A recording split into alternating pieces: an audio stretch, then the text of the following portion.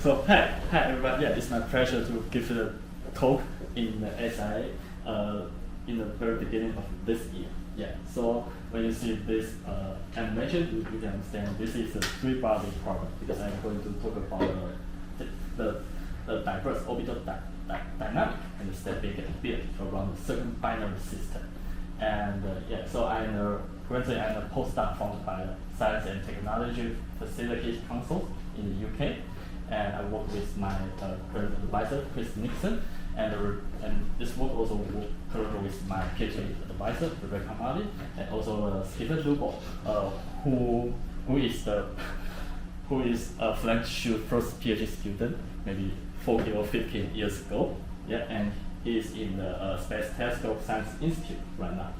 Okay, so this is outline of my talk. First of all, I will introduce the plane formation in the binary. Then I will talk about the three-body problem. Then three is not enough. Actually, I have extended the three-body to the four-body. So now we will have the two planes inside the binary system. Then I will talk about the stability of the circumbinary planes, and also mention something related about the free-floating planes. And finally, I will talk about my current research for the polar planes around the single star. Alright, so this is the very general picture for the plane formation process. First of all, inside the magnetic core, due to some gravitational instability, it will collapse and form the protostar and mass flow onto the protostar, and the accretion disk surrounds it. Then the plane formation can occur inside the disk. And after the disk disperses, your final product will be the star and the planetary system. So this is for the single star. How about the plane formation in the binary? So why is it so important? Because more than half of the stars are in the binary system. And from the captures data, 40 to 15 of the planet host stars are in the binary. Okay, so where can planet form in the binary? So let's look at this animation. And you can see, if planet formed inside the disk, then the planet should be formed inside this big disk, and you also see there's two mini disks around the star. So there's three types of the planets can form inside the binary. So first one is S-type planets. So the planets just orbit one of the stars in the binary system. We call it S-type. And if the planet form in the outside of the disk, then it should be the P-type if the planet orbits around the binary. And this kind of the planet called the P-type, which means the planet formed inside Lagrange point L4 and F5. But I think until today we still don't find any planet, the P-type planets.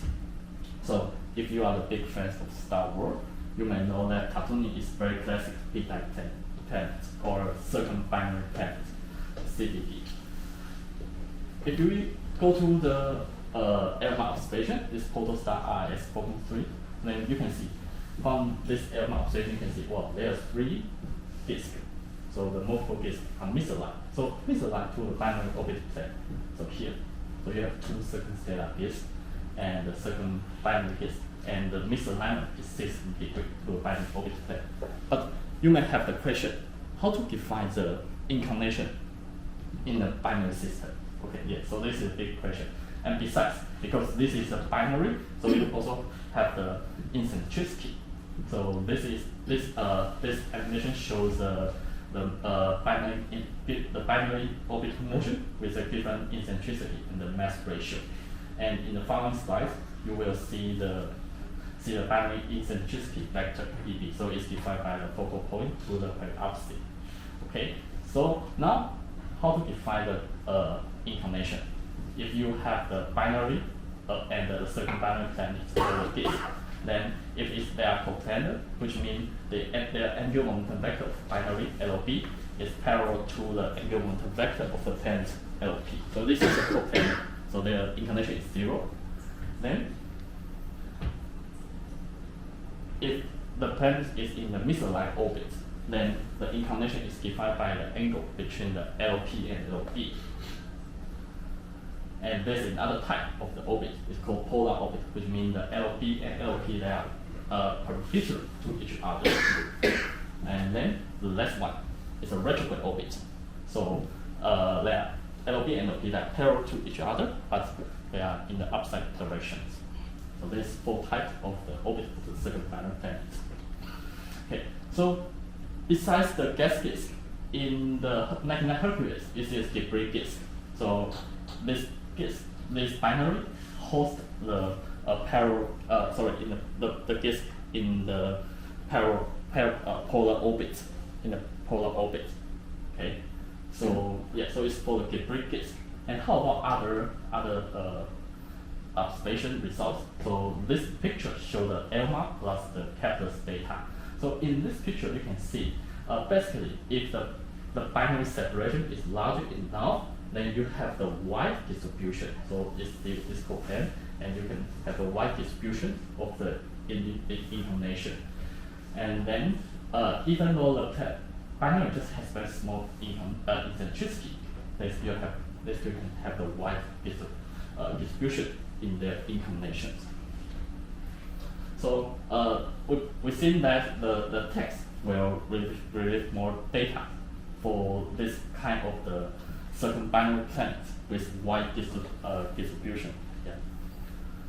So for the Kepler, so we know that it used the transit method to detect the exoplanet. So when the planet has the observer and the star, the light dims a little bit.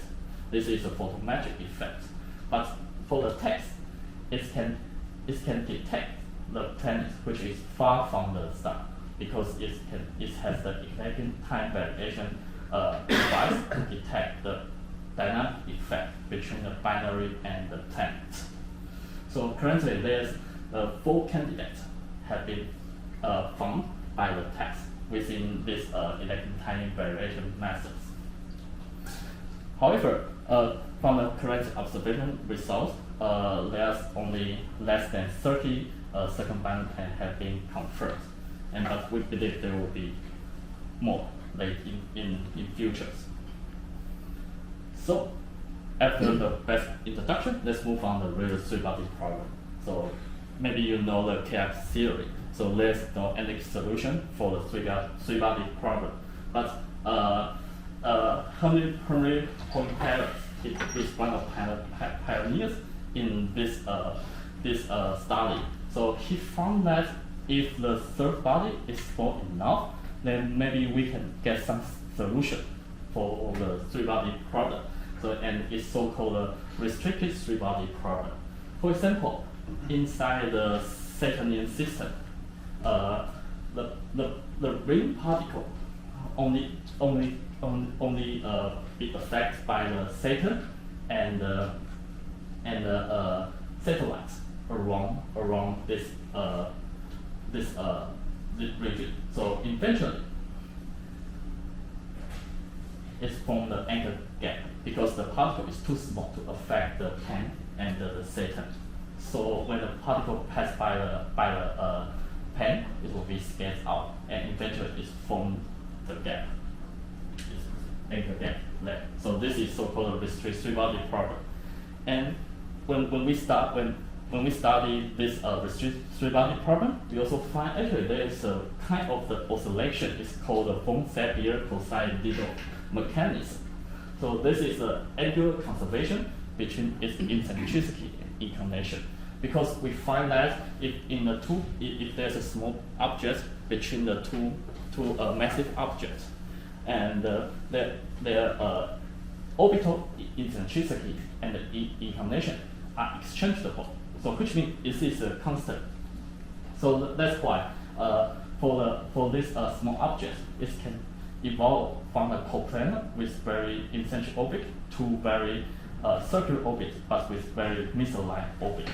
So this looks like that. And to trigger this kind of the oscillation, the mutual inclination between the small object and the propagating body should be reached this critical angle. Okay, so this is the inner restricted 3-body problem. And then for the circumbinary planet, it will be the outer restricted three-body problem because you have the binary and the planet orbiting around it. So what's going on? Let's look at this animation. So inside this picture, you have the two binary stars here, yellow, these two yellow dots, and you have the two planets, one with the inclination is 20 degrees and the other one is 70 degrees, and the arrow is their angular momentum vector. And let's see how does this work.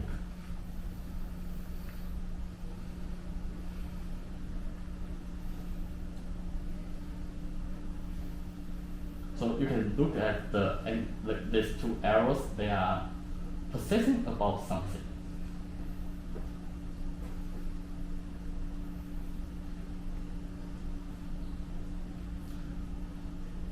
And if you increase the inclination, then project to the effect. So I know it's very complex, so let's expand it step by step. So actually, it's so-called nodal precessions of the circumbinary planets. And the nodal precession means the oscillation of the longitude ascending node, or the phase angle of the planet. So when the planet undergoes nodal precessions on the progressed orbit, then you can see LP, the angular momentum vector of the planet, precessing about the angular momentum vector of the binary. So it's here. So this is the nodal precession on the progress orbits. So let's plot. If we have the equal mass binary, and with the second binary is 10 degrees, with the 10 degree, then the black dot represents its angular momentum vector. And you can see the longitude ascending node vary from 0 to 330 degrees with the time, and the precession center is the angular momentum vector of the binary, and the direction is clockwise. And we can keep increase the inclination to 20. Increase to higher, then it still undergo the nodal precessions. And the other nodal precession can occur when the planet is on the retrograde orbit. So it's also LP is also precessing about the LP, but the direction is anti-clockwise. So you can keep increasing inclination. Yeah. So this is nodal precession. And from the animation, previous animation, you know there's a purple one. So purple one is the initial inclination is 17 degrees. So in this case, if the initial inclination of planet is larger than the critical inclination, then instead of the precessing about the LP, the LP precesses about the EB, the binary eccentricity vector. So look like that. So it's precessing about EB. So on the first plot, then you can see when the planets undergo the nodal librations, the variation planet inclination is larger than the nodal precession. So you can see initially it's just 1, 2, 3, 4, 5, 6, 7, 70 degrees, and during the nodal precession, it can evolve more than the 100 degrees. And the libration center is the binary eccentricity vector, and the direction is anti-clockwise.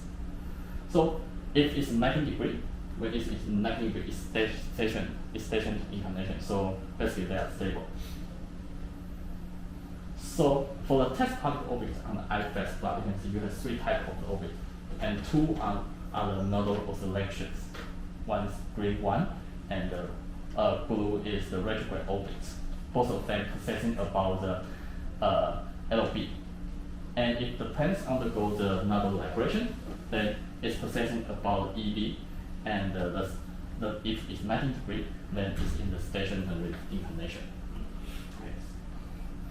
And if the binary eccentricity is larger, then this libration island will expand with increasing the binary eccentricity. For example, if the binary eccentricity is 0.8, then you have very large libration region. So the planet just need to have the maybe 20 degree inclined orbit, then it can undergo the nodal libration, and initial inclination is 20, but it can evolve more than the 120 degrees.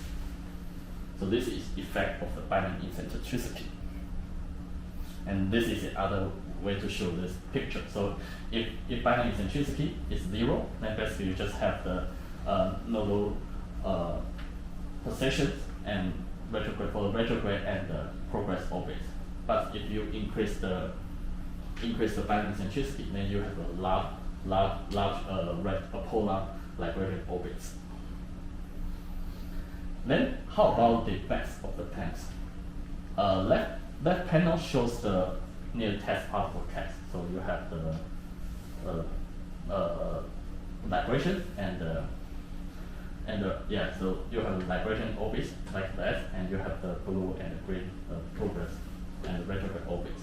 Now, if we consider the mass of planet is 10 times Jupiter mass, so it's very huge. And from this part, you can already see that the critical inclination initially is between the 30 and 40 degrees. Now it's between the 14 and 15 degrees. So you can see this is size difference. Okay. And then if I increase to the 18 degree, maybe it's look like this. Now 19 degree.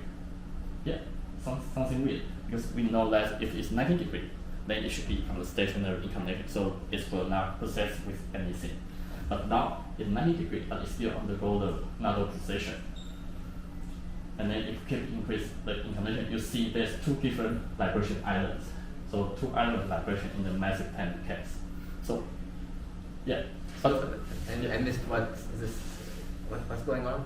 Yeah. Red and purple is one? Yeah, what's the purple one? Yeah, so I go yeah, so you have initially if you have the initial inclination is 80 or 100 degrees, then they should be following the same pattern, same path, same trajectory on these nodal librations. But in this case, they become the two different. They have two different nodal librations. Orbit. They have two different trajectories.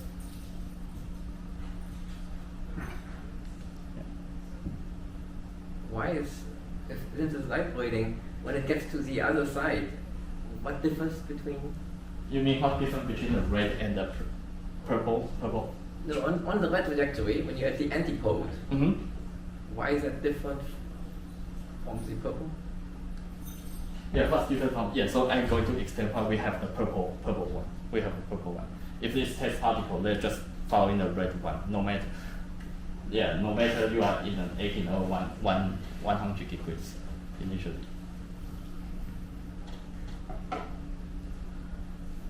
Yeah, okay, yeah, so I'm trying to explain why we have the two libration islands. Yeah, so the answer is how come? So now we need to another fast plot. It's the EB, so the binary eccentricity plot. So if the plane undergoes the nodal libration, then you can see the binary eccentricity can evolve from the or select from the 0.5 to nearly the 0.25. So it indicates that binary eccentricity and its inclinations of the massive planets are exchangeable. So there's the angular momentum conservation between the binary eccentricity and the inclination of the planets. So if the stationary inclination now is lower than the 90 degree. So that if the inclination is lower than the stationary inclination, when the planet inclination increase, the binary eccentricity decrease during the oscillation. And if the initial inclination is larger than the stationary inclination, so the initial inclination of the planet will decrease, and then the binary eccentricity increase. So this is the libration orbit for the massive planets case. So it's no longer processing about the binary eccentricity anymore. So we analyze the three-body problem, and we found actually the critical inclination and stationary inclination depends on the ED and angular momentum ratio of the planet to the binary. So the three solidi, the solidi here is from the analytic solution, and each dot on this plot are are my simulation results. So they are fit very well. So if the planet mass is large, or subbody mass is very large, then you basically you have the smaller stationary inclination, and when the binary eccentricity increase, then it becomes larger. So in some cases, for example, if the mass fraction of the binary is 0.1, then in some special case, then you can see the binary eccentricity can excite from the just 0.2 to nearly a 1. Because in this simulation, I didn't consider the merge between the binary, but you can see the binary eccentricity can be excited very extremely high. So maybe a massive subbody can trigger the binary black hole merge. This is a question. It's questionable, and I don't have the time to focus on this topic. But recently, when I read the archive, I found there's papers that the cosine circle for equal triple system merge can speed up the supermassive black hole merger. So yeah, maybe it's related to this massive subbody. However, 3 is not enough. Now let's move on to the 4-body, because the multiplicity is very important, because we know that currently we have confirmed that more than 5,000 exoplanets, but more than 4,000 of exoplanets are in the planetary system. So we cannot ignore the multiplicity in this kind of in the circumbinary system. So for example, the Kepler 47 or Kepler 451, they host 3 circumbinary planets. So this is the orbital interaction in the multi-circumbinary planets. So you have now you have 2 planets. And then in following slide, I'm going to talk about the key oscillation between the 2 planets. So now we have the 2 planets, and now we just consider the binary eccentricity is 0, and they have the equal mass. And inner planet is 5, and outer planet is 10. AB is the separation of the binary. So from this animation, you can see the upper panels are the initial inclination of planets. So basically, they are 1 degree, and you can see this is the outer planet increase with the time, and the inner planet decrease with the time. So this kind of the inclination, this kind of oscillation is the Field oscillation. So this angular momentum exchange between the 2 planets, and their phase angle can be locked or unlocked. So in this case, if they are very nearly coplanar, 1 degree, they are locked by each other. But if they are 10 degree, they are unlocked. So is this integrable? Sorry? Is this parameter space integrable? Yeah. Sorry? Yeah. I mean, if you make your planets, if you have enough planets and make them massive enough, the system becomes chaotic. Yeah, it will become chaotic. Is this chaotic or is this? No, it's stable. It's still stable. In this case, it's stable. Yeah. In this case, it's still stable. But I will talk about the stability of circumbinary planet later. Yeah. So this is the Field oscillation, and so initially they are coplanar, but they can undergo a Field oscillation. So that this amplitude is the difference of the inclinations here. And if they are locked, if their phase angle are locked by each other, then you see this triangle, inverse triangle. But if they don't lock by each other, then you see this. What are the axes on that? Oh, sorry, I think the resolution is not high enough. So this is the delta phi. Sorry, yeah. So this is the delta phi. Delta phi is what? The phase angle. The phase angle difference. Phase angle between the 2 planets. Between the 2 planets. Yeah. So if they are locked by each other, then the difference is constant. So it's small. They're one is twice as far as the other. Yeah. So that's twice as this is 3 to 2 ratio. Yes. For orbits. You mean the ratio between periods? Yeah, period. Yes. The ratio between period. I think it's 10 divided by 2 and square times 3. So it's 2. It's about 1.5. The orbital period ratio. The period ratio is twice as far out, so it takes twice times square root of 2 times the period. Yeah. But that makes them non-enumerable. And what does the phase mean? Let me just see, even the middle panel. So to measure a phase difference between two non-enumerable orbits, what does that mean? The phase angle is the longitude of the ascending node angle. So because it's undergo another they undergo the oscillation. So that's why in general they should have a different oscillation time scale. Their period should be if they are inclined. Yeah, if they don't incline. So if they do incline, and they also have to inside the binary system. So that's the angle of the ascending node. Ascending node, longitude of ascending node. And that's the difference of the two planets. Yeah, different one, two planets. Yes. So I don't know why the resolution is. Yes, it's a projection. Yeah, it's project. I think it's projected part. Otherwise, yes. Yeah, sorry, I didn't notice that the resolution is not high enough and make it very hard to. Yeah. Okay. So. Yeah. Okay. Anyway, so I will try. Yes, if not clear, I will just let me know. I will try to explain the detail. Yeah. So if we also consider the binary eccentricity, now the two planes can undergo both Keil oscillation and also the nodal oscillation or libration. So it's make this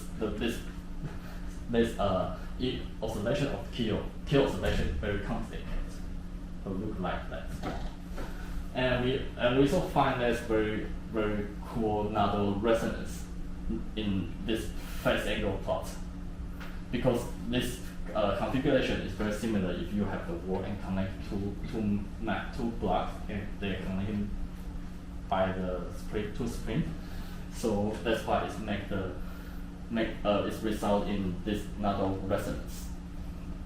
And this picture is very similar to the end, so we call it the end head structure, but it only occurs when the plane is located in very specific location. So probably it's very rare in the universe. And the other orbital interaction within the two planets is in this case. So we know that in my previous result we found that it's Just to go back to your last plot. So sorry. Yeah. No, you have to plot one with the analogous system of two masses and two springs. Mm-hmm. Two mass and two. So you're saying this is like having two masses and two springs on Mm-hmm. the masses. Go to that plot. Yeah. No. Next. Next. Two mass. Yeah. No, and then you had a cartoon saying that there you go. Yes. Yeah. That this is like having two masses and two springs. Mm-hmm. But two masses and two springs, you can factor the system into its eigenmodes, and there are only two frequencies you get out of that, Mm-hmm. and two eigenvectors, linear combinations. Are you saying that if you change coordinates in your plot, this would look like an ellipse? Because on the left, that's an ellipse, right? So the two masses, I can rotate that such that the dynamics are x. I can take a linear combination of x1 and x2, Mm-hmm. for which the dynamics is a pure simple harmonic oscillator ellipse, factorizable. Yeah. Okay, which is a decoupled system. Yeah. And the right is the same or not the same? You mean it could be have a given mode? Okay, try again. So Yeah. the left one has exactly two modes. Two modes, yeah. The two modes are the rotations of x1 and x2. Mhm. Okay, in x1 and x2, it could look complicated. Mhm. But if you take the linear rotation of them, then there exists a combination, an eigenvector of this system, where you have two decoupled harmonic oscillators. Okay, and that's why the left one looks very simple. Good. Yeah, definitely. And are you saying that the right one just picking the wrong variable? If you pick some rotation of this delta I and delta phi, then it would just be two decoupled harmonic oscillators? Yeah, it's possible. It's in my paper, so I didn't put there's like two. It could be able to get coupled into two, but you have to change your location. The semi-major axis of pen. Yeah. So it will be like this region and this region. Yeah, it should be able to keep coupled this mode. But change your variable. Yeah, you have to change the variable. Yeah. And you can calculate that change. I can calculate this. Yeah. Yes, so in my paper I have 3 types of this kind of the nodal resonance. Yeah, but here I'll just show you the most interesting one. Yeah. So maybe let's skip this, and then let's move on to the orbital stability of the circumbinary plane. So now let's go back to the 3-body problem. So in the 3-body problem, we just need to consider nodal oscillation with the binary and the resonance with the binary, the orbital resonance with the binary. So what the motivation to study the orbital stability of circumbinary plane is because half of the convergent circumbinary planes are very close to the edge, which is coincide with the dynamic stability limits, so here. And then for the coplanar paths, in 25 years ago, we already have the empirical express of the minimum stable orbit, and including the binary eccentricity and the binary mass fraction. So in general, if the binary is in the circular orbit, then the circumbinary can be very stable when to the 2.5 AB, the separation of binary. But if the binary is very eccentric, then the minimum stable orbit is about 4 AB. So if you make the eccentricity 0, yeah. then you just have a restricted just a restricted circular 3-body problem with the Jacobi integral. And you're saying that that's still unstable? I mean, they can be stable, like above 2.5. But below, is it really unstable? What if I just take two circular, let's say Earth-Moon system? Are there orbits in the Earth-Moon system that are unstable? But I mean, this is the separation. What I mean, this is a binary, and you have the third body. So this is the distance of the third body. I understand. Yeah. Not the 2-body. No, I understand. Yeah. So that's why if you search circular and you have this so there's a criteria to differentiate whether the orbit is stable or not. Yeah. And that starts at 2.3 at zero eccentricity. Yeah, 0 eccentricity. You have to be 2.3 radii out. Yeah, radii. At equal mass. Equal mass for equal mass binary. Yeah. So this is for the equal mass binary. So you have to be at least 3 moon radii away to orbit the system. Yeah. Okay. Yeah. So but now we have to consider the comprehensive study for the whole incarnation. So in my simulation, besides the mass fraction and binary eccentricity, I also consider the incarnation of the planets. So it's from 0 to 180 degrees. And so we have 4 orbits. One is the retrograde and polars and progress orbit. So from this picture, then you can see if the binary eccentricity is 0.2, then the most stable orbit actually is the retrograde orbit. And if we increase the mass binary eccentricity to a 0.8, then now the most stable orbit is a polar libration orbit, if the planet is on a polar orbit. And if even we consider the mass fraction 0.5, which means equal mass binary, the innermost stable orbit for the low eccentricity case are still retrograde. And then if we consider the high eccentricity, then it's still polar. So which means for the very eccentric orbit binary, then we could be able to detect the planet around its polar regions. Okay, so now we have to consider the multi-circumbinary plane system, so the orbital stability. So we have to consider all of them. So now the following part is a little bit complex, but the reason why we want to study this topic is because the if the 2 planets around the single star system, for example, in this stability map, we just consider the single star within the 2 Jupiter mass planets, and the inner planet as 10 AB, and then the 2 planets can be unstable when it's very close to each other.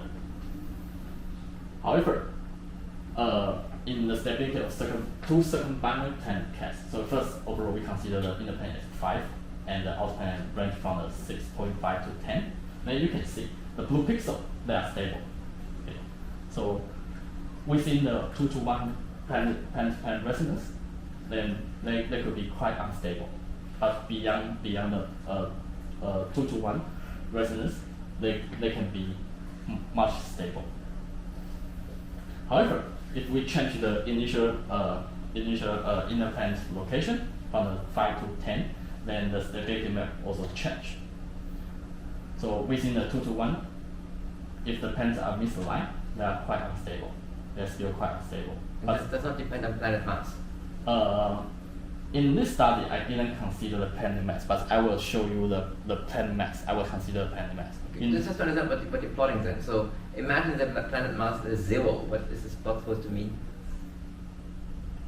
You mean if we use a test particle? Yes. No, now. If this test particle, then it just following this picture, and but it then just doesn't it feels depend? bad. But if your mass is small enough, shouldn't it become the test particle? In other words, doesn't it depend on what mass you put? Yeah, so that's why we have to consider the mass, because I know that, but I asked you, so what is the mass? that is the mass, the 2 planets is Jupiter mass. 10 to minus 3. Yeah, 10 to minus 3. So you have 1, 1, and 10 minus 3. 0.5. 0.5, and they're equal. So Equal. the blue and the yellow are equal mass. Yeah. Both 10 minus 3. Yeah. Yeah, so we consider 2 Jupiter mass planets. Yeah. But then, if you compare, okay, I just want to, because I said too many plots, I can't. Sorry, I cannot easily tell. But if you just say, so what differed from the point mass case? Like it's hard for me to tell just looking at this. But you're saying something changed qualitatively from the point mass from the 10 minus 3 to 0, which I guess in this plot would be that the regions of stability got smaller, I guess, is what you're saying? Yeah, it's possible. Yeah, because now you don't have the plane-plane interaction. Then it's become a pure three-body problem. So then the only thing can change the stability is your binary. It's a binary. So it will become a three-body problem in the previous slide. Yes, but okay, maybe to put it another way. So at 10 minus 3, how much change is there in the stable space? Like you change the factor of 2, maybe? You mean where change? You mean because in this plot, so I consider the inner plane is at 20. I understand. Well, Yeah, whatever. yeah. But Yeah. if you now make the same plot for 0 mass, For the 0 how mass. different would it look? Okay, how different will it? Yeah, I can show you later, because in my following study I consider the mass effect of the mass. No, that's fine again. So you Yeah, have yeah. 0 mass and 10 minus 3, and they are different, you're saying. And I'm asking how different are they? Okay. Yeah. So if in this case, yeah. So I also I didn't use the test particle, but if one is a Jupiter mass and if I change it to the Earth mass planet, then the stability map may not change, but only small planet get ejection. Only small planet can get so the massive planet can survive after the planet interaction, but the small planet will get ejected.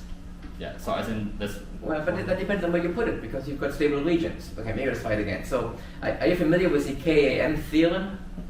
Are you familiar with KAM? So I am not. Okay, there's a theorem that says that if you're in a stable region of an integrable system, which you are in the massless case, then if you make a small perturbation, then you only make a small change to the stability. In other words, you can only the change of your stability is incremental with the size of the perturbation. But for me, it looks like that's not the case. So I'm just curious: is there a violation of KAM theorem here? Yeah, but I'm not familiar with the KLS theory, so probably I'm not be able to answer this question. Yeah. So I just put them, and that is wrong. And if any get ejected, then I just recall the result. Oh, but in other words, you can ask the question another way around, meaning that if the Yeah. you have too many things changing at once. But let's just say the yellow planet stays massless, okay, and just introduce a small mass for the blue planet. Then you can say, well, if it's 0 mass, they're both stable. And you're saying if it makes a blue mass big enough, then it makes the yellow planet unstable. That's what you're saying. Okay. And then I'm asking, well, okay, so how big do you have to make that mass? And you're saying, well, 10 to minus 3 is enough. 10 to minus 3 seems like a small number to me, but okay, so you're saying 10 to minus 3 is already a big effect. An effect such that most of the regions which were stable are now unstable, which It seems very surprising. Now, KAM doesn't give you a hard number, it just says for a small perturbation, it doesn't say how small is, that this will not happen. Okay, therefore there is some magic number, maybe 10 minus 4, where it stays stable. Yeah, I agree with you. Yeah, so that's why okay. So in my following slide, I will show you the effect of the mass, and I will find the minimal mass to trigger this kind of the instability. Okay. Yeah. So yes, just. But it's going to depend on where you are, right? So, because the blue region, if you're near the boundary, then you might be able to get unstable very quickly. You mean around the boundary? Between stable and unstable. Yeah, between stable and unstable. If you have a zero mass case and you sit near the boundary of a stable and unstable space, okay, maybe if you add a little bit of perturbation, it becomes unstable.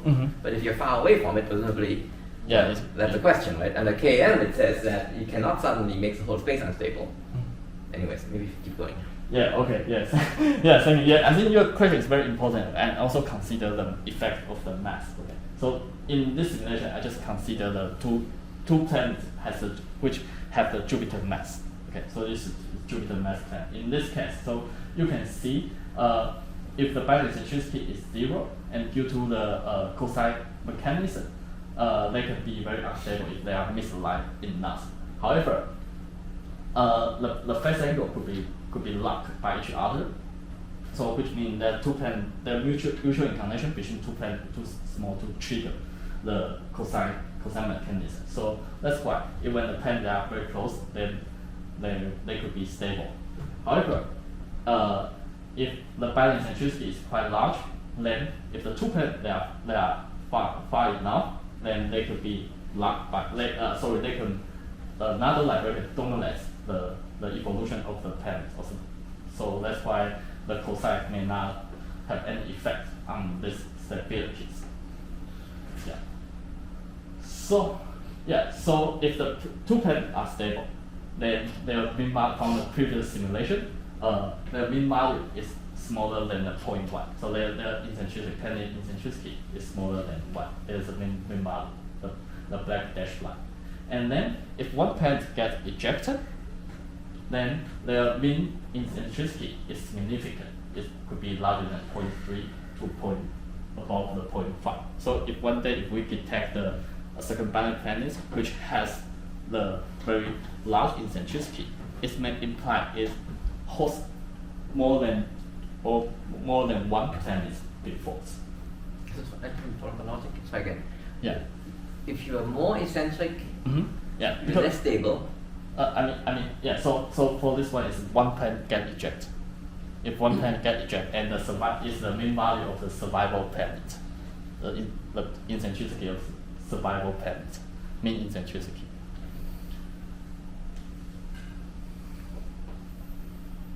Yeah. So that's why if one planet get ejected, then the survival one has a significant eccentricity. Yes, but the converse you don't know, right? So even if you were to measure a system that is 0.8, you don't know what the intrinsic distribution of eccentricities was. Because if it's only one planet stable, all these are stable anyway, so you have to ask what is the prior probability of getting 0 versus 0.8 in the single planet case. Yeah, but I don't quite see how a measurement informs that. Yeah, but I think we just, because from this simulation we have to give we have initially they are circular, the two planets they are circular. No, I understand your logic. I just don't understand the scientific logic. Okay, A implies B does not imply A. Understand that? Okay, so A implies B. That I understand. Yeah. But if you measure B, you don't know that A is true. Yeah, I mean it's just one mechanism to have the eccentric circumbinary planet. Yeah. So I now say if we find a very eccentric circumbinary planet, it means that it also is possible. I mean it's just one theory to excite the planet's eccentricity. Yeah. But now the other question is how about the unbound planets? Okay. So there's something in the universe. Yeah, so actually is the free-floating planet because the gravitational microlens observation suggests that there could be a significant population of free-floating planets. And then recently in the 2023, it said that each stellar system, that from the average, they eject more than 0.5 mass of 0.5 mass of qubits of the free-floating planets for each main sequence star. Sorry, the main sequence star. Yeah, and then the planet trajectory around the single star cannot expand this large number of the free-floating planets. And in my previous slide, you have the feeling that the multi-circumbinary planet system could be an efficient progressive tube of the free-floating planets. So that's why in this simulation, I consider the Jupiter mass planet and the Earth mass planet around the binary. So this is the built-in map. So basically, in this case, only the Earth mass planet get ejected.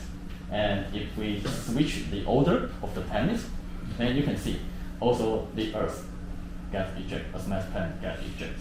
And then you can argue that maybe it's very hard to form the Jupiter mass planet in the stellar system. So we consider free-floating planet within the two Earth mass circumbinary planets. So in this case, even though the binary is just 0 or 0.8, the stability map look quite stable. However, if we increase the mass to 10 times Earth mass, so it's super Earth to super Earth, then for the circular binary case, it's still very stable. But now, if it's 0.8, then you get more unstable orbits. And we also consider the two Neptune case. So two Neptune case, you can see if the binary is just 0.8, then you find that the planet kilo oscillation starts to work, so it's become more unstable.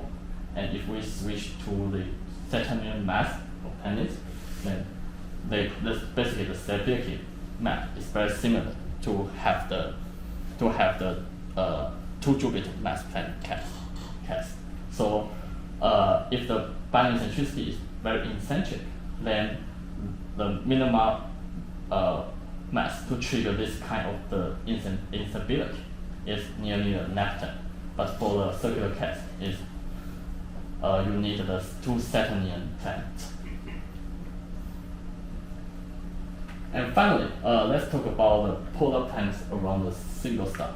Yeah. So recently, there's 7 misaligned planets have been found. So which means if this is stellar spin axis, and then some planets their spin axis actually some spin orbit is parallel. So yeah, so it's parallel to the spin axis. So which means it has a very inclined orbit. How do you know the spin axis? The spin axis of the star. How do you know that? They use this Rosette Macron's effect, but I'm not sure the detail. But they claim that when they measure the planet inclination, they found it's range from the 18 to 120 degrees from this systems. I think there's a colloquium on this effect. Does anybody remember? Yeah, you can get the inclination of the planet from the velocity. Yeah, maybe. How does that effect work? How does it work? Yeah. Well, if you see the planet transiting, then you've got a blue shifted atmosphere of the planet, and blue shifted atmosphere of the star, and a red shifted atmosphere of the star. So if you're measuring the spectrum of the star during I the see. transit, So it's both ways. You first see the blue shift and then the red shift, and if you see the other way around, it's right, and you can ways. figure out how it's Okay, present. so you guys were talking about that. No, I wasn't talking about it. somebody was. Okay, so to extend this formation of this kind of the high misaligned planets,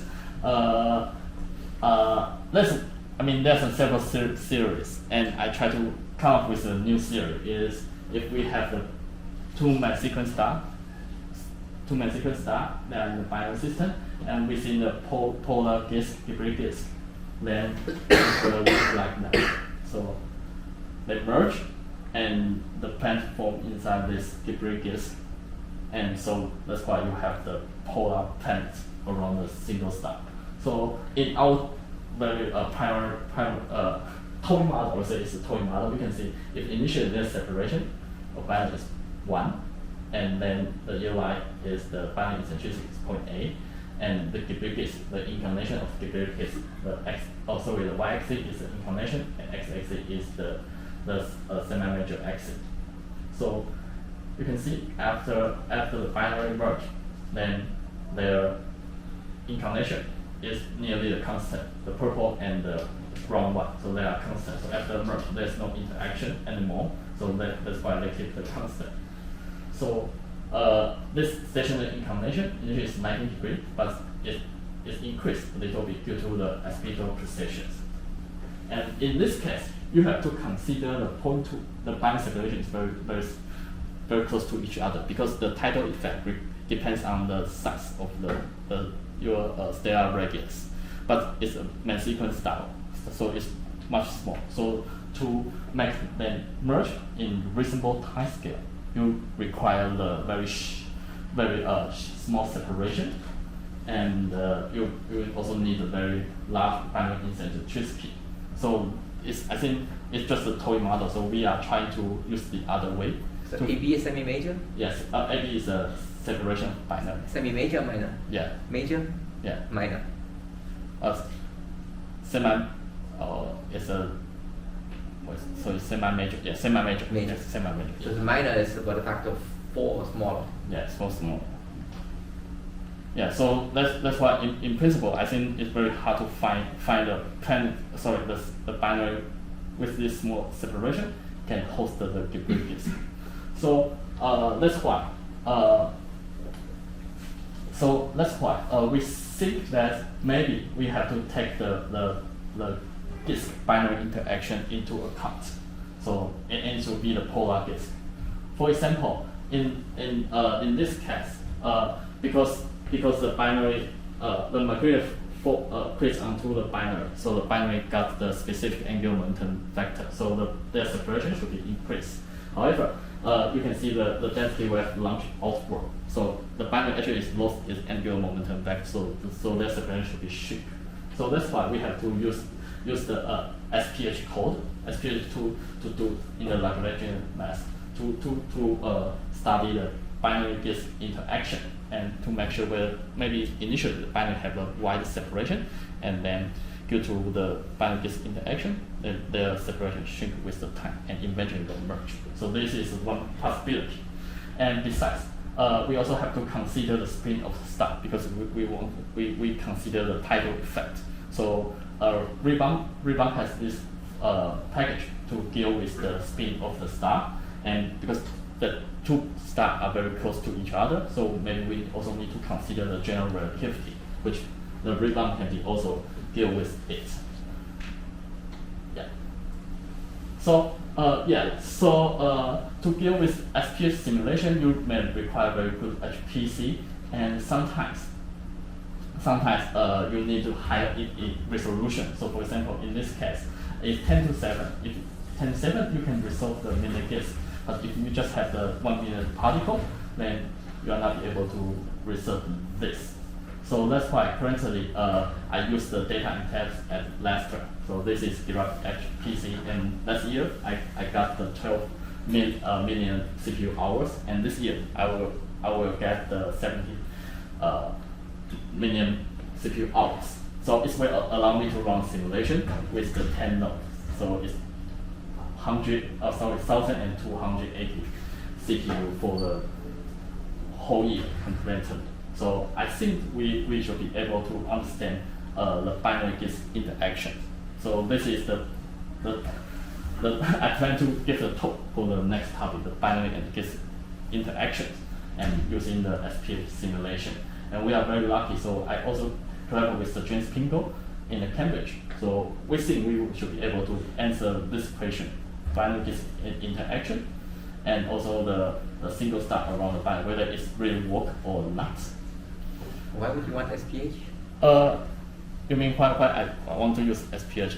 Because my current supervisor is one developer of the SPH code. Who's that? Chris Nixon. Nixon. Yeah, Chris Nixon. Yeah. So Which is pH code? Fenton. Phantom. Yeah, Fenton. Yeah. That's the Australian. Hmm? That's It actually it's a Daniel Price. Daniel Price. Yeah. Yeah. So okay. So after a very long journey for different type of the system, then let's go back to the solar system dynamic. So yeah. So 10 years ago, when I was the undergraduate student, my supervisor, Yakun, he gave me this book and say, okay, so now you will be able to write the code to simulate two-body problem, and it should be very straightforward and easy to consider the other body. So actually, I think he tricked me at that time. Okay. But I still remember that the first sentence for this chapter. Sorry, the result is not good, but it's say in this chapter 3 is restricted body part. It say it's a 2 is company and 3 is cron. So after 10-year journeys for this 3-body study, I'm very confident to tell you that 2 is company and 3 is cron, and 4 it should be very exciting. Yeah, thank you. Yeah, so everyone, and this is my talk, and I left my conclusion here, and I'm ready to take the question.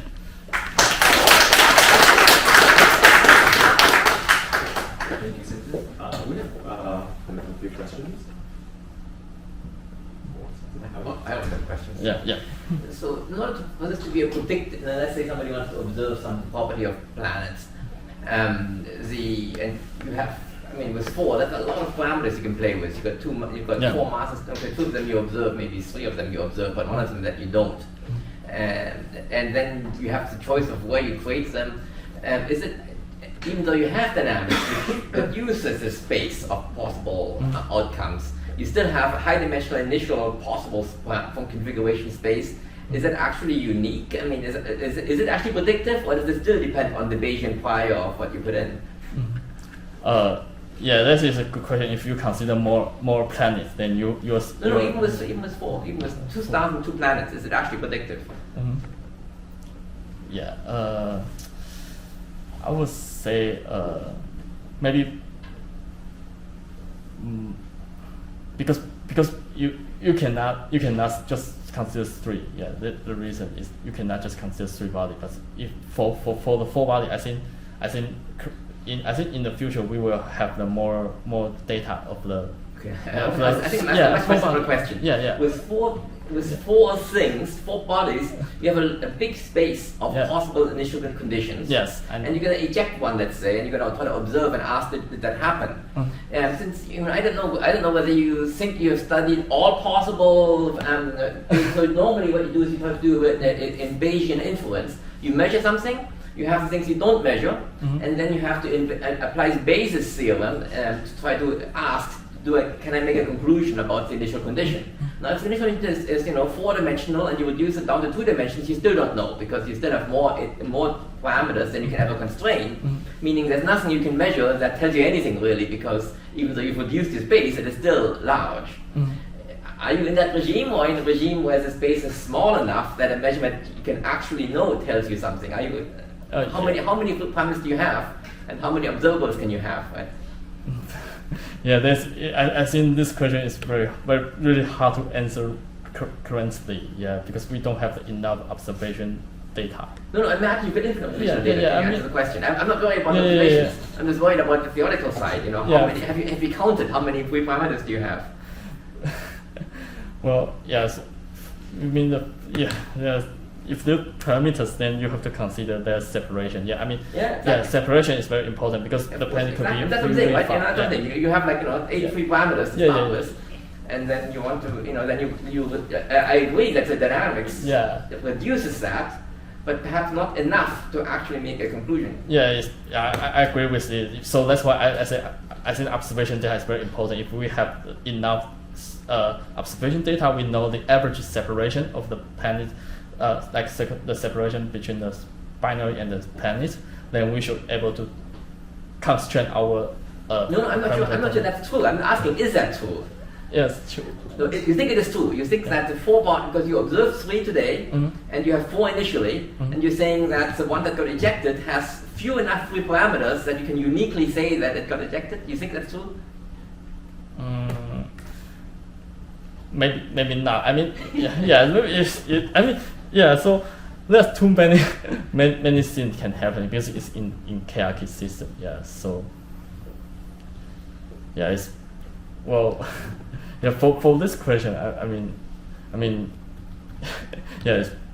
I have no idea right now, to be honest. Yeah. Okay.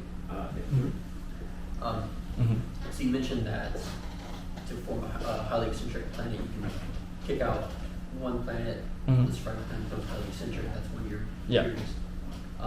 You showed a table of observations of circumbinary planets. Do we know any highly eccentric circumbinary planets that you think maybe maybe no. Yeah, I was in my memory. Probably most of the planets are in nearly circular orbit. Yeah.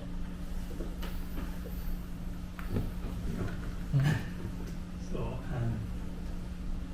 I found this roughly theta effect. The patient tells is hotter entities starting to have larger speed of light. So do you think your model, like the merger of the two main super stars, can really have it? Yeah. So So this is because I use the embodied code to simulate the merge. So to check whether they are really survive, I think we need the phantom, because phantom has the binary tidal disruption model. So you can have the two stars composed with the smooth particles and then merge. So so Chris Nixon, he's an expert in this region. So maybe we will train the student to deal with these problems. Yeah, to make sure whether they can survive or they're just gone. Yeah. Yeah, you have shown us several, stability plot. So I'd like to know what's your stability criteria? Oh, stability criteria. Yeah. Okay, that's a good question. So I can mention that. So if the planet is the semi-major acid is smaller than the 1AB, so which I just remove the planet. So this is first one. And if the planet eccentricity is larger than the 1, so it's in the hyperbolic orbit, then I just remove it. And if the planet is far from the system, say more than 10,000 binary separation, then I remove that. So I classify it as the unstable planet. One more question. For your polar planets around single stars, the model is that you have a polar disk or polar circumbinary disk. Is that a disk of debris or a gas? Oh yeah. In this case, because I use embodied code to deal with it, so it's a debris disk. I assume it's a debris disk. How certain are you that during this merger that the disk will actually remain in a polar configuration? Because if you have a polar belt of debris, it's only stable in the polar structure. If you have a misaligned belt of debris, it's going to become unstable, right? Because you need the gas to hold it to misalign. So how certain are you that during this merger that your disk can remain polar if it's just a purely debris disk? Yeah. So you see if it's a polar, then it's not polar, then it should be dispersed like the merge. Right. Yeah. So you won't be able to form your. Yeah, probably. Yeah, so I did a simulation with the 45 gigabyte, remember, or 16 gigabyte, forget. But yes, as you say, then disperse. Yeah. So we need the pole around the polar. But I'm saying like after the merger. After merge. You should maybe have some like winning stellar winds or something, right? That could affect So how certain are you that you can actually remain a polar structure, like a polar debris disk during surviving after the merger? So I will consider it in my following slide, because I just consider the binary they merge, but I didn't consider the other effect from the merger star. Yeah, so maybe if I consider like stellar wind or something, then maybe the disk could be dispersed within the reasonable time scale. Yeah. Question. So I was just wondering, from the viewpoint of the black formation, how you could form the unstable planetary system. So if we know that planet formed inside the disk, and if the disk, the gas disk, is still survive, then it can damp the eccentricity of the planet. So that's why there's no strong interaction between the planet to the star, so to the binary, or planet to the planet. But it only happens with this kind of the dynamic evolution only happen after the Gibbs pulse. Okay, we are out of time, but there's coffee and tea outside to continue the discussion with. Cheng Chen will be here for another hour, so please stop in if you want. Let's thank the speaker again, please.